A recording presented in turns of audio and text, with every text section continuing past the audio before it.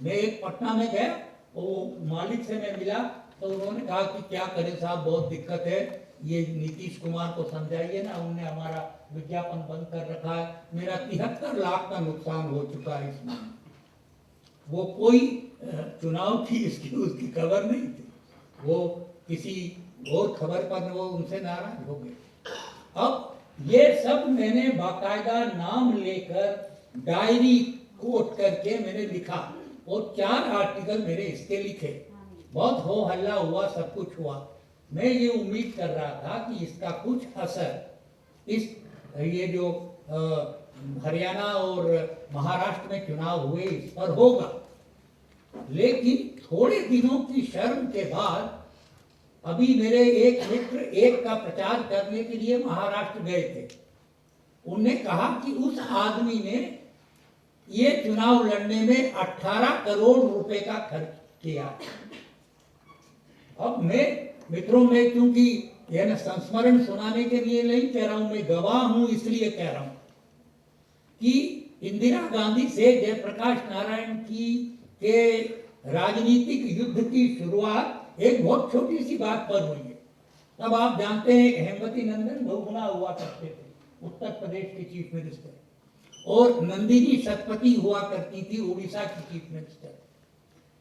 ये जेपी को आकर लोगों ने कहा कि इन लोगों ने चुनाव लड़ने के लिए 2-2 करोड़ रुपया इकट्ठा किया है ना, पूरे राज्य का चुनाव लड़ने के लिए 2-2 करोड़ रुपया इकट्ठा किया है।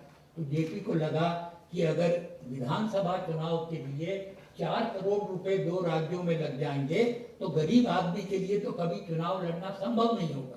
उन्होंने इंदिरा गांधी को फोन किया, उनसे अपॉइंटमेंट लिया और उनसे मिलने के लिए गए। जब जेपी उनसे मिलने गए और ये सब उन्होंने शिकायत की और कहा कि कांग्रेस के लोगों ने ही आकर मुझे कहा है, तो जेपी ने जो वर्णन सुनाया था वो मैं आपको बताता हूँ। जेपी ने कहा कि वो मैंने कहा उनको कि ये हो रहा है, तो वो अपने नाखून देखती रही और नाखून में जहां जहां मेल था वहां वहां वो निकालती रही। वो मेरी तरफ मुंह भी उठाकर उन्होंने ये सब शिकायत के वक्त नहीं देखा। आखिर में जब मैंने बातचीत खत्म की तो उसने कहा कि जेपी आप भी बहुत भोले हैं, कोई भी आपको आकर कुछ भी कह देता है, आप भरोसा कर लेते हैं। आप क्या समझते हैं कि मैं इस तरह से पैसा इकट्ठा करके चुनाव लड़वाना चाहती हूँ इस देश में? ये कभी मेरे होते हुए संभव नहीं। ऐसा उन्होंने कहा।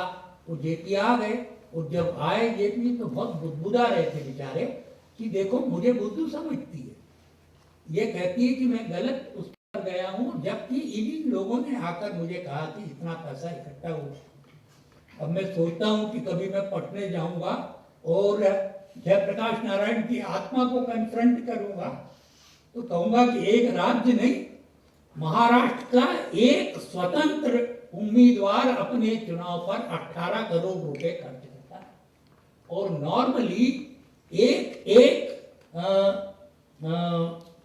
कैंडिडेट 1 से 2 करोड़ रुपया अखबार को खबर छापने के लिए देता है और वो अपने यहाँ 2 आदमी अपॉइंट करके रखता है, वो खबरें लिखते हैं सारे समय और वो उनकी लिखी हुई खबर उनकी गलतियों के समेत अखबारों में छपती है, बिल्कुल वैसी की वैसी।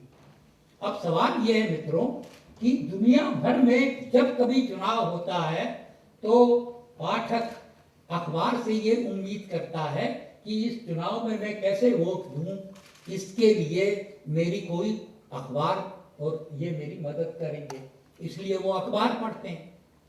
अब ऐसे ही मौकों पर अखबार का मालिक कहता है, यानी अखबार लेता है और खबर के कारण अखबार में और पढ़ने वाले में एक पवित्र संबंध, एक ट्रस्ट बनता है। क्योंकि मैं रोज सवेरे उठकर अगर मेरा अखबार पढ़ता हूं, अगर मैं उस पर भरोसा नहीं करता हूं तो मैं उसको पढ़ नहीं सकता।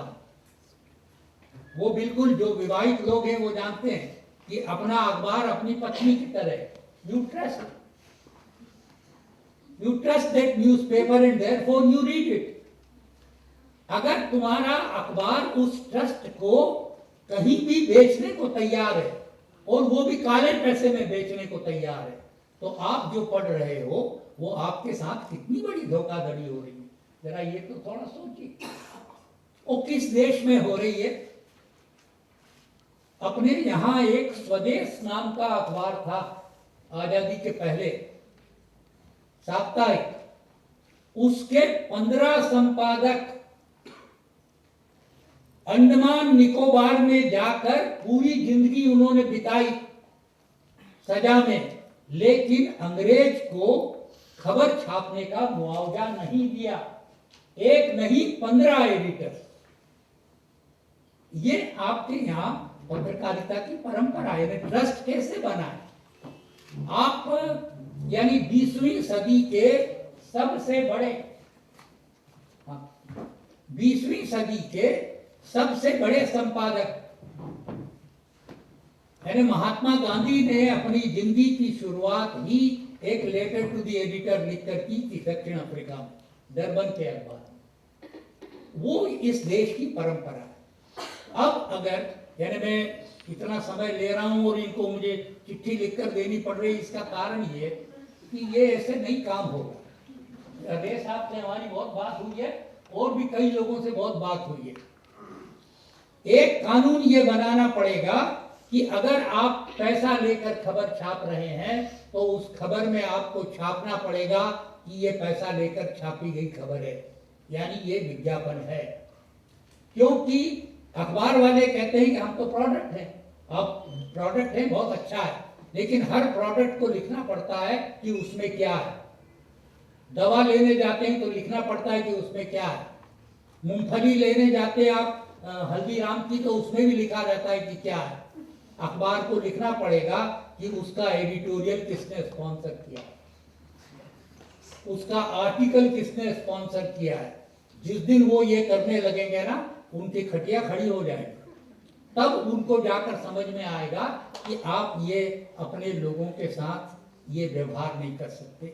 दूसरा जो चुनाव आयोग है, क्योंकि ये पॉलिटिशियन और अखबार मालिकों की मिली भगत है, इसलिए मेरे भाषण देने से और ठाकुरता के ये मीटिंग करने से इस मामले का कुछ नहीं होने वाला, क्योंकि हर पॉलिटिशियन ये चाहता है कि मैं अखबार को खरीद लूं चुनाव के वक्त, और इसलिए वो खबरें छपती हैं।